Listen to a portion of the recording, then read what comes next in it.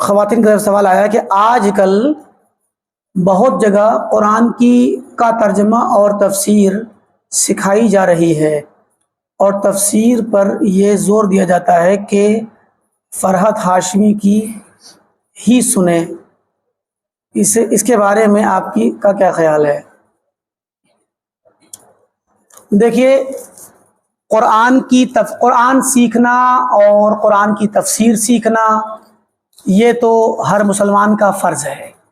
ظاہر ہے کہ اللہ تعالیٰ نے قرآن نازل کیا ہے ہمارے لیے تاکہ ہم اس کو سیکھیں اور اس پر عمل کریں، ہماری ہدایت کے لیے آیا ہے قرآن۔ تو سب سے بڑا مسئلہ یہی آتا ہے کہ قرآن سیکھا جائے تو کس سے سیکھا جائے۔ ابھی ہمارے سامنے بات گزری، اس میں یہی بات آئی کہ ہمارا منہج اور طریقہ کتاب و سنت کو سمجھنے کا جو طریقہ ہے وہ صحابہ سے ہو کر کے آتا ہے۔ ہمارا جو طریقہ ہے وہ صحابہ سے ہو کر آتا ہے کہ صحابہ نے کیسے سمجھا اور تابعین اور سلف صالحین نے کیسے سمجھا۔ تو اب ہر مسلمان کا فرض یہ ہے کہ وہ ان تفسیروں کو پڑھے جس میں سلف کی تفسیر پائی جاتی ہے، سمجھے کہ نہیں؟ تو اب سلف کی تفسیر کہاں پائی جاتی ہے؟ بہت بڑی بڑی کتابیں ہیں، تفسیر ابن جریر میں ملے گی آپ کو، اور در منصور میں ملے گی، ابن ابی حاتم کی پرانی کتابیں ملے گی، اور ان کتابوں کے پر ہر کسی کی پہنچ نہیں ہے۔ تو آپ تفسیر ابن کثیر پڑھ لیجئے۔ تفسیر ابن کثیر بہت اچھی کتاب ہے، بلکہ سلفی علماء ہمیشہ اپنے طلباء کو اور عوام کو وصیت کرتے رہے ہیں۔ شیخ البانی نے وصیت کی تھی کہ جو ہے تفسیر ابن کثیر کو پڑھنا چاہیے۔ تو مطلب اہل علم ہمیشہ سے وصیت کرتے رہے ہیں کہ تفسیر ابن کثیر پڑھیں آپ۔ تو اب اگر کوئی خاتون ہو یا کوئی عالم ہو جو تفسیر پڑھانا چاہتے ہوں یا کچھ لوگ تفسیر پڑھنا چاہتے ہوں تو بہتر شکل یہ ہے کہ آپ ان سے یہ مطالبہ کریں کہ آپ ہمیں تفسیر ابن کثیر پڑھائیے، یا تفسیر ابن کثیر کے طریقے اور منہج پر اور سلف صالحین کے منہج پر لکھی ہوئی اور بھی تفسیریں ہیں۔ ہمارے یہاں اردو میں بھی کتابیں تفسیر احسن البیان وغیرہ موجود ہے عام لوگوں کے لیے۔ تو تفسیر دو طرح کی ہوتی ہے، ایک عام لوگوں کے لیے، ایک تھوڑا خاص وہ لوگ جو زیادہ پڑھ کر کے تفسیروں کو پڑھ کر کے تھوڑا ان پہ علم آ گیا اور دین کو سمجھنے لگے، تو پھر وہ طلب علم کی راہ میں آ گئے، تو پھر علم کے طلب کے راستے میں تھوڑا اور گہرائی میں جائیں گے۔ تو دھیرے شروع کریں آپ احسن البیان سے، اور اس کے بعد آپ دھیرے دھیرے اور بھی سلفی علماء کی لکھی ہوئی تفسیروں کو پڑھیں، اور اس کے بعد میں آپ آگے آ جائیں تفسیر ابن کثیر پہ۔ پھر اس کے بعد گزریں تو اور اوپر جائیں، شوکانی کی تفسیر پہ چلے جائیں، اور ابن جریر پہ چلے جائیں، قرطبی پہ چلے جائیں دیگر۔ تو مقصد کہنے کا یہ ہے کہ طریقہ یہ ہونا چاہیے۔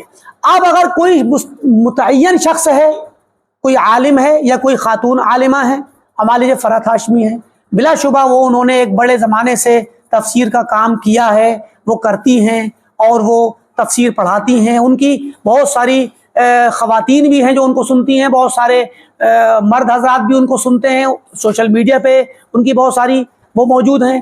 بلا شبہ انہوں نے کام کیا، وہ کرتی ہیں، لیکن ان کے منہج میں کچھ ایسی چیزیں ہیں جو مطلب ایک طرح سے سمجھ لیجئے وہ سلفی منہج کی خالص چیزیں نہیں ہیں، تھوڑی سی ملاوٹ ہے کچھ چیزوں کی۔ مثلا جماعت اسلامی کی طرف میلان، جماعت مولانا مودودی کی تفسیروں سے استفادہ، مولانا مودودی کے انداز میں تفسیر کرنا، اپنے طور پہ شرح کرنا کچھ چیزوں کی۔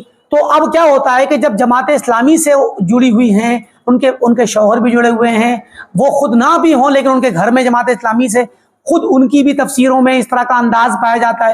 اب یہ جو چیزیں ہیں یہ کیا کرتی ہیں کہ اب ہمیں ایک خاص ذہنیت دے دیتی ہیں، جو ذہنیت ہمارے سلفی منہج کے خلاف جاتی ہے۔ اب ہوتا یہ ہے کہ بظاہر تو ان کی خدمات دکھ رہی، بلا شبہ بڑا کام کیا ہے اور بہت سے لوگ مستفید ہو رہے ہیں، لیکن جب ہمیں اس مجموعی خدمت سے اور مجموعی تفسیر سے ایک میتھڈ جو ملتا ہے، وہ میتھڈ اگر خراب ہو جائے گا تو وہاں ہمارے لیے وبال جان بن جائے گا۔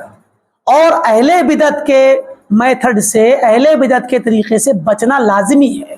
اب مولانا مودودی کے منہج پہ اگر کوئی چلے گا تو پھر اس کا دھیرے دھیرے آٹومیٹک وہ انہی کے منہج پہ اسی راستے پہ چل پڑے گا، اور وہ اہل بدعت کے راستے پہ جائے گا، اور ان کا منہج ہمیں خوارج تک لے جائے گا، معتزلہ تک لے جائے گا، معتزلہ کا جو عقلانی منہج ہے اس پہ لے جائے گا. تو دین کی تفسیر ہم عقل سے کریں گے, اور پھر ایسی جگہوں پہ جہاں پر ہمیں بسا اوقات ہم اپنی عقلیں چلائیں گے اور عقلوں کے ذریعے ہم تعویل کر ڈالیں گے اور انکار بھی کر ڈالیں گے, جیسے مولانا مودودی نے کیا ہے. تو یہ راستہ نکل سکتا ہے. اس لیے اہل علم ابتدائی طور پہ منع کر دیتے ہیں ایسے علماء سے یا ایسی عالمات سے استفادہ کرنے سے جن کے یہاں اہل بدعت کی یا منحرف لوگوں کی آمیزش ہو, ورنہ 100% باطل تو کسی کے پاس نہیں ہوتا. اگر کوئی 100% غلط بات کہے گا تو کوئی سنے گا ہی نہیں, نہ سوال کرنے کی ضرورت پیش آئے گی.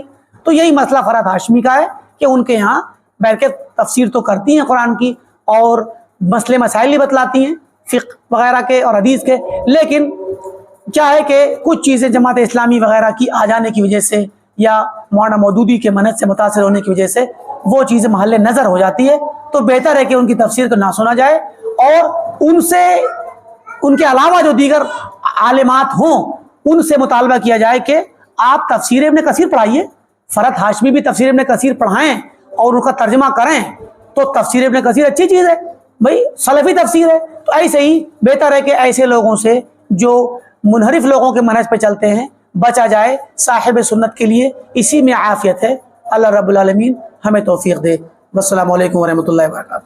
اسی پہ اکتفا کرتے ہیں. وہ ایک صاحب کا فون بھی آ رہا تھا, ہاں بند کر دیجیے.